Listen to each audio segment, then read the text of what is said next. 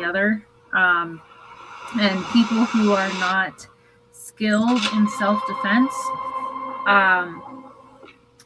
don't often have or may not have. A man passing by on a motorcycle does what this man failed to do and tries to save the girl's life. And other people nearby see what's happening and immediately jump in and help to fight off the mugger. And while all of these people who are complete strangers are still fighting off the attacker, the man who she was with is still hiding behind the wall. Not necessarily sure what happened 30 seconds prior to them hitting record. Perhaps she did some things that provoked and antagonized some people.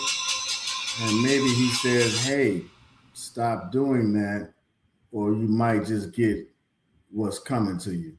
A man passing by on a motorcycle does what this man failed to do and tries to save the girl's life. And other people nearby see what's happening and immediately jump in and help to fight off the mugger. And while all of these people who are complete strangers are still fighting off the attacker, the man who she was with is still hiding behind the wall and waiting for them to take care of it. And it's only until they fight him off and push him away that this man is comfortable enough to come out of hiding and check on the woman he was with. But that doesn't last long until he gets scared and runs away again. Now, they haven't revealed the exact relationship between the two, but they clearly seem to be together, and people online are not holding back. They're saying, I hope she dumped him immediately after this. That was painful to watch him just stand there. I really hope that he wasn't her partner or even her friend. And looks like the robber would have had a better chance against the dude. Prayers to that poor woman. Let me know what you guys think, and as always, I'll keep you guys updated.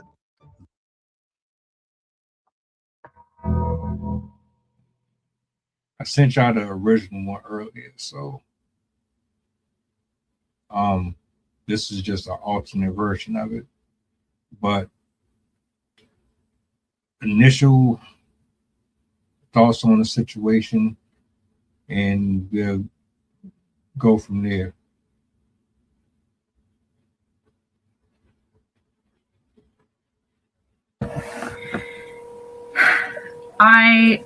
There's a tiny part of me that can kind of understand why he did what he did. We innately psychologically have a fight instinct and a flight instinct, and some people have more of one than the other.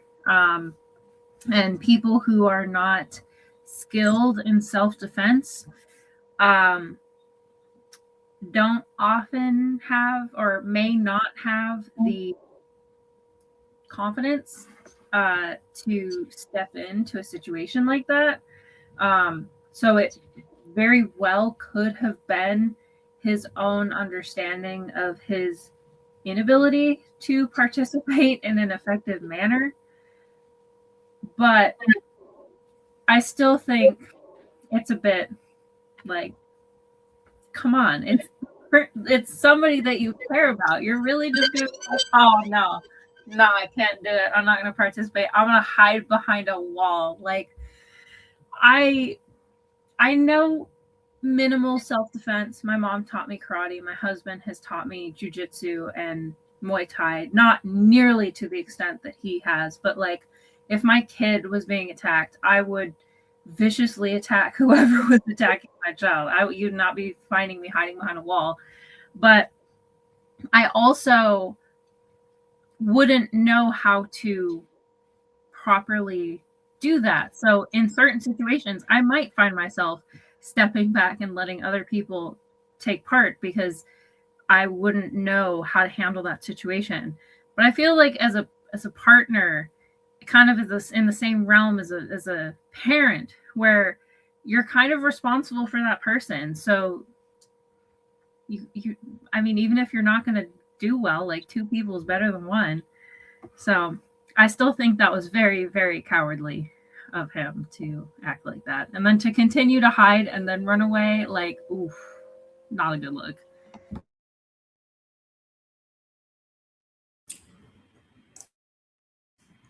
It looks like there's some accountability issues.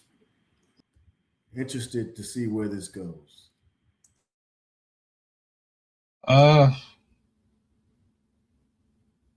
Damn, bro. You threw a whole different scenario in there. I don't expect everybody to be Superman. Put it that way.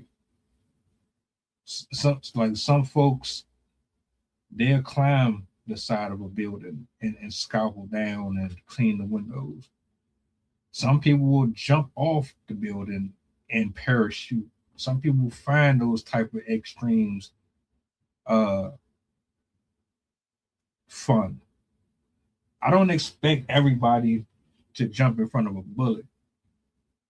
And I understand society expects men automatically to just throw themselves in harm's way.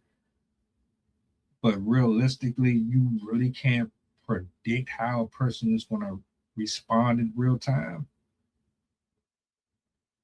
Especially if you don't have any type of training whatsoever.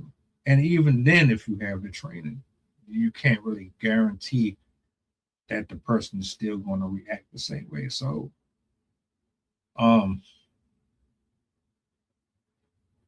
that's my initial take. But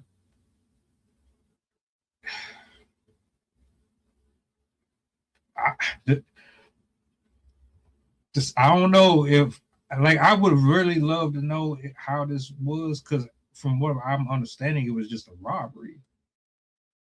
Now, if you're telling me she was running her mouth and then he decided that he was going to do more, that's an entirely different conversation. I'm just addressing what I saw based off of the clip, but I'll stop there.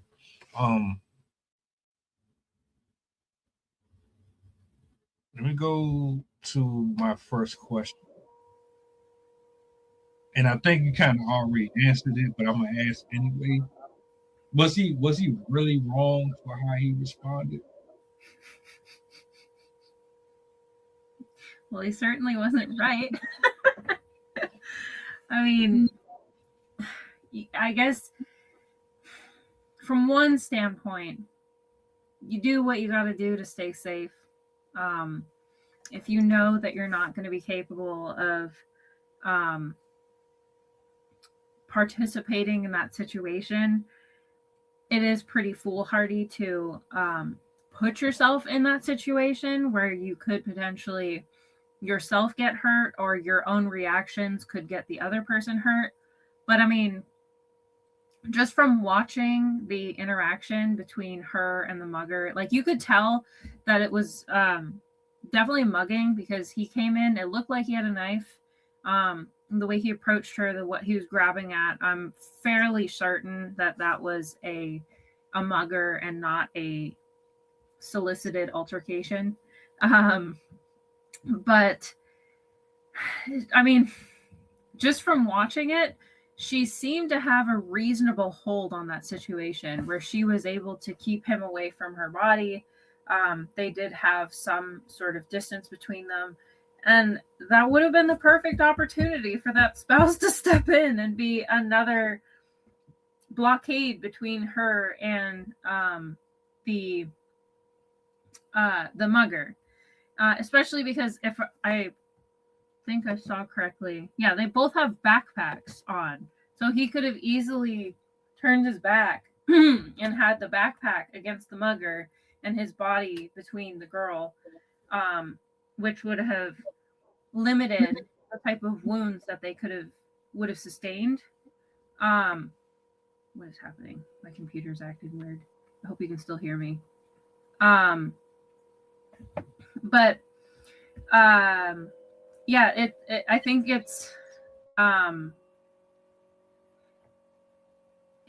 to me weird and very, as I said earlier, cowardly that he just kind of was like, yeah, I'm not going to participate at all. You're on your own. So yeah, I don't know if you can hear me. I hope you can, because my screen just went black, but I can still see myself, so I don't know what's happening. But yeah.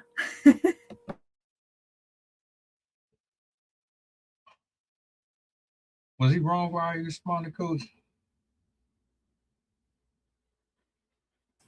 Could you say that again? Do you judge him for how he responded? No, I didn't. I didn't see anything that he responded to wrong. I just saw some actions. Again, I don't know what the initial cause of the situation was, so I don't even know if she had issues with how he responded because the video kept going on, and she didn't show any ill wills or intention towards him. So it didn't seem like there was any miscommunication between the two of them. Which is actually about to bring me into my next question.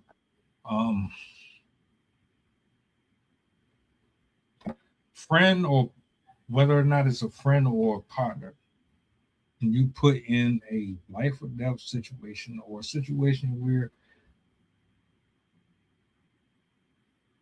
you expect your person to step in and help you out at least, and they don't do it.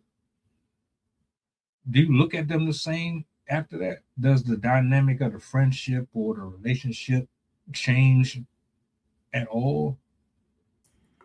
I'll be 49 this year, and if you putting me in the shit that we got to worry about getting out of, we probably already in a bad situation. So I'm not looking to survive and be in a survival mode with somebody. Uh, if you're picking and choosing the people that you're with, there should be some type of understanding of the type of situations that you get into and how you get out of them. If you're worried about getting into a situation like that, then I'm going to say you got other issues at hand. And then if you're going to different countries, because it looked like they were in a different country, don't be the asshole tourist that goes to another country and doesn't do the research about the country that you're going to. So again, wouldn't put myself in a situation, so I'm not going to speak on a situation like that. But I would say, again, the theme and the topic of the day is about education. Educate yourself before going to another country. Educate yourself on how you can offend people in other countries. Simple things like the thumbs up or the middle finger don't necessarily mean the same thing in other countries as it does in America. So hand gestures, head nods, and little things as simple as driving. So I would say be a better person, a better human. If you're traveling to another country, educate yourself on the stupidity and the ignorance that other people have done before you go into that country and then expect somebody to get you out of a situation. So from what I found on the background of this video, they were in Armenia. And this video is from a bank. So they were withdrawing money when this person came after them. So yeah, definitely if you are going to go to another country, you need to be, number one, well educated about the city, where you're going to be, what to expect. Like it's not even just muggings, but people will take advantage of you if they know that you are not from that country. Because it's much easier to scam a person if you don't understand the language. They can shuffle you to, I've heard of this happening to people that I know, where they were taken into a car saying that it was a taxi. Oh, taxi. And they brought them in and they basically held them hostage in the car. And they're like, unless you pay me, you're not getting out. And I could go on about all of the different scams and situations that have happened to tourists because they were not aware of the country's customs, the risks in that country. I mean, it can even happen in America, but if you're going to a different country, that's an added level of risk because, again, you don't know the culture, you don't know the language, or theoretically you won't know the language, and you won't understand as much what is normal and what is not normal, which it makes it much easier for you to be taken advantage of.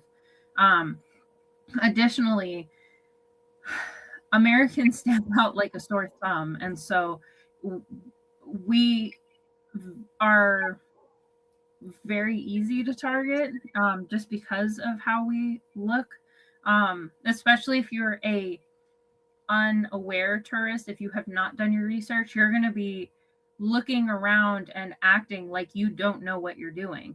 So you need to be doing the research so you know exactly what you're doing, where you're going to be going, how to do the things that you need to do.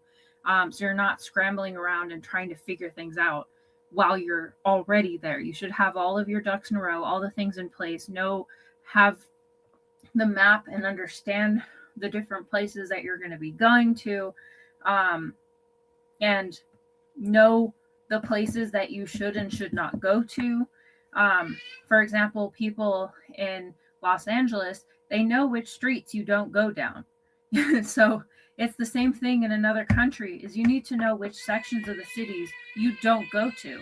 And then on top of that, you should have some basic plan for protecting yourself. Even if you're in your own country, have an understanding of how you can protect yourself if you are in a situation where somebody is trying to physically harm you or take advantage of you. Whether that means you want to take lessons so you can understand self-defense, or you have some sort of weapon that you can actually handle and know how to use. Don't just carry a weapon that you just like, oh yeah, I bought this at a store.